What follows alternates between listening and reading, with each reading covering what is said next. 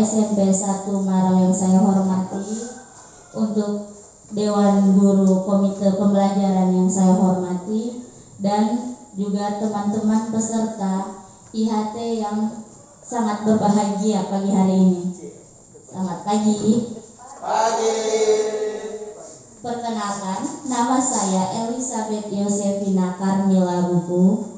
Di sini saya akan memaparkan tentang capaian pembelajaran atau CP. Untuk kita mungkin CP itu sangat baru ya, masih baru. Apa sih itu CP? Bagaimana bentuknya? Apa kegunaannya? Seperti apa? Nah, kalau kita lihat di K13 itu ada KD dan KI. Di KOSP ini KD dan KI itu tidak ada, tetapi digabungkan menjadi CP. CP ini ditentukan oleh pemerintah untuk setiap mata pelajarannya. Yang pertama, kita lihat pengertian dari CP.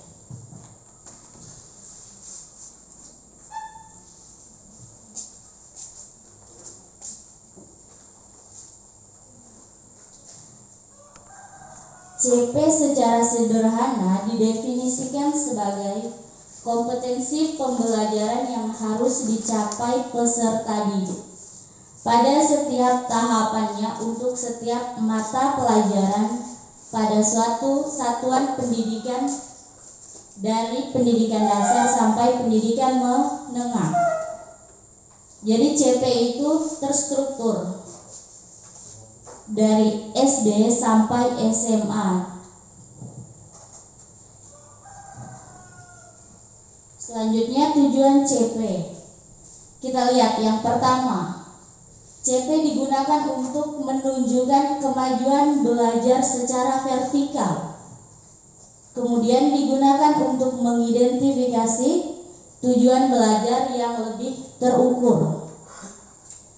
Ketuntasan CP pun hanya dapat diidentifikasi setelah siswa mengikuti proses pembelajaran melalui penilaian dan harus dapat didemonstrasikan dalam kehidupan nyata atau kehidupan sehari-harinya, baik di lingkungan masyarakat maupun di sekolah.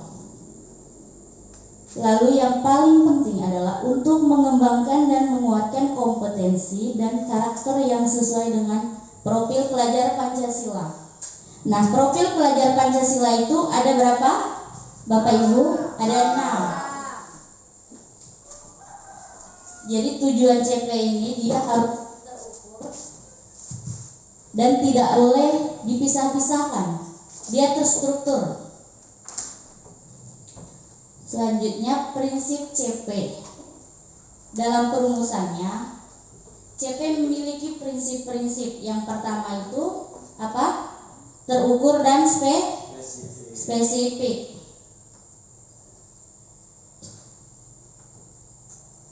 Jadi hasilnya itu dapat digunakan untuk diimplementasikan peserta didik di kehidupan sehari-hari. Tidak hanya dipelajari di sekolah dan disimpan untuk dirinya sendiri. Jadi dia akan mengembangkan apa yang dia pelajari, yang dia dapat di sekolah untuk kehidupan sehari-hari, dalam kehidupan sehari-hari, dalam bentuk nyatanya. Selanjutnya itu fleksibel. Seringkali selama ini pembelajaran itu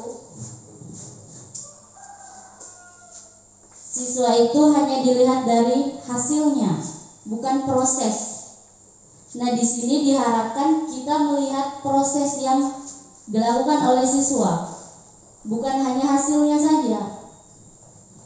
Jadi lebih fleksibel ya. Lalu otonomi. Otonomi di sini diharapkan kepada kurikulumnya dan juga sekolahnya. Sekolah kan sudah diberi kebebasannya sekarang untuk menentukan kurikulumnya, membentuk timnya, membuat kurikulum serta perangkat ajarnya.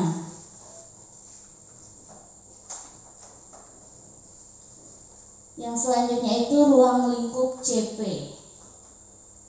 Ada 2. Yang pertama, format rumusan CP. Format rumusan CP ini dibagi menjadi 3. Yang pertama, bentuk penulisannya. Bentuk penulisan CP ini dapat dilakukan dalam bentuk paragraf. Lalu integrasi pengetahuan, keterampilan, dan sikap. Ini tidak hanya keberhasilan anak tuh bukan sesuatu yang hanya acuannya itu dari pengetahuan saja, tetapi juga keterampilan dan sikap. Lalu fase dalam perumusan CP. Penggunaan fase ini bisa diartikan sebagai kelas. Jadi dia dibagi dari fase-fase. Kayak fase A itu untuk jenjang kelas 1 sampai kelas 2 SD. Seperti itu. Dan untuk kita SMP ada di fase D.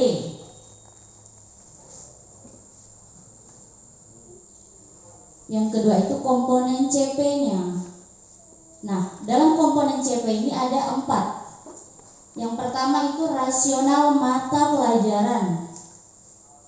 Jadi mata pelajaran itu dan keterkaitan antara mata pelajaran satu dengan yang lain atau lebih itu sangat besar manfaatnya untuk membentuk profil pelajar Pancasila tadi. Harus menumbuhkan itu dari siswa, dari setiap peserta didiknya. Lalu tujuan mata pelajaran, kemampuan atau kompetensi yang perlu dicapai peserta didik setelah mempelajari mata pelajaran tersebut. Jadi dilihat kemampuan siswa sesuai dengan CP, dia bisa menyelesaikannya. Lalu karakteristik mata pelajaran.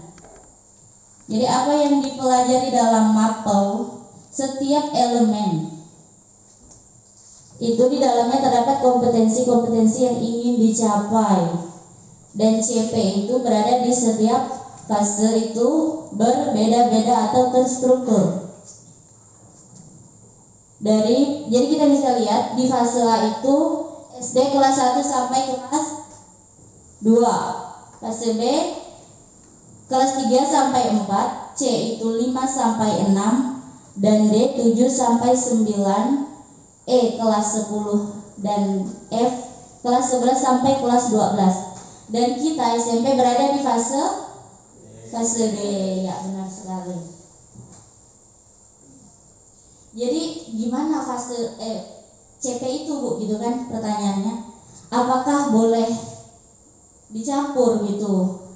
Jadi CP ini sebenarnya dia itu terstruktur. Setiap elemen itu punya satu CP. Jadi kita menyelesaikan dulu CP tersebut, baru masuk ke elemen baru. Jadi tidak bisa dicampur-campur begitu ya. Nah, sekian penjelasan dari saya. Jika ada yang ingin ditanyakan, saya persilahkan. Ya, Bu Fitra.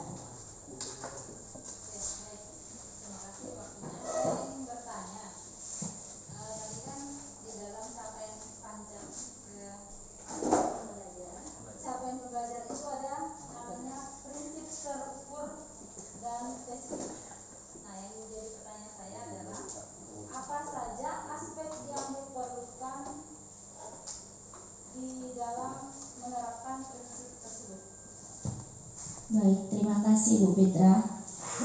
Jadi pertanyaannya itu, apa komponen-komponen yang ada, aspek yang ada dalam prinsip terukur dan spesifik begitu. Nah, aspek-aspeknya itu ada 3. Yang pertama itu pengetahuan dan pemahaman. Contohnya begini, 1 tambah 1 sama dengan 2 itu semua orang sudah tahu, ya kan? Namun bagaimana kok bisa 1 tambah 1 sama dengan 2? Itu tidak semua orang tahu. Nah, 1 tambah 1 sama dengan 2 itu contoh dari pengetahuan. Bagaimana prosesnya atau artinya, caranya, itu disebut dengan pemahaman. Misalkan begini, bunga itu cantik, atau bunga itu berdirinya subur, tumbuhnya subur. Kata subur itu artinya, maknanya itu belum tentu semua orang paham kan. Tapi kata cantik, kata subur itu orang tahu, tapi pemahamannya lebih dalam lagi tuh terkadang tidak begitu ya. Selanjutnya itu praktis. Jadi contoh kata-kata yang praktis ini misalkan menunjukkan atau menerapkan dan lain sebagainya. Nah, dalam contohnya itu seperti ini, misalkan peserta didik menerapkan pembelajaran bangun ruang dalam kehidupan sehari-hari. Kata menerapkan itu adalah contoh dari praktis, kata-kata yang praktis tadi. Lalu yang ketiga itu keterampilan generiknya. Keterampilan generik ini mencakup teknik pemecahan masalah, inti pembelajaran, dan kata-katanya itu misalkan menganalisis atau membandingkan dan lain sebagainya. Kita ambil contoh misalkan peserta didik membandingkan bilangan bulat positif dan bilangan bulat negatif. Kata membandingkan itu merupakan contoh dari keterampilan generik itu. Jadi ketiga aspek ini yang akan kita masukkan dalam CP itu. Jadi yang pertama tadi ada apa Bapak Ibu? Pemahaman dan pengetahuan. Yang kedua itu praktis.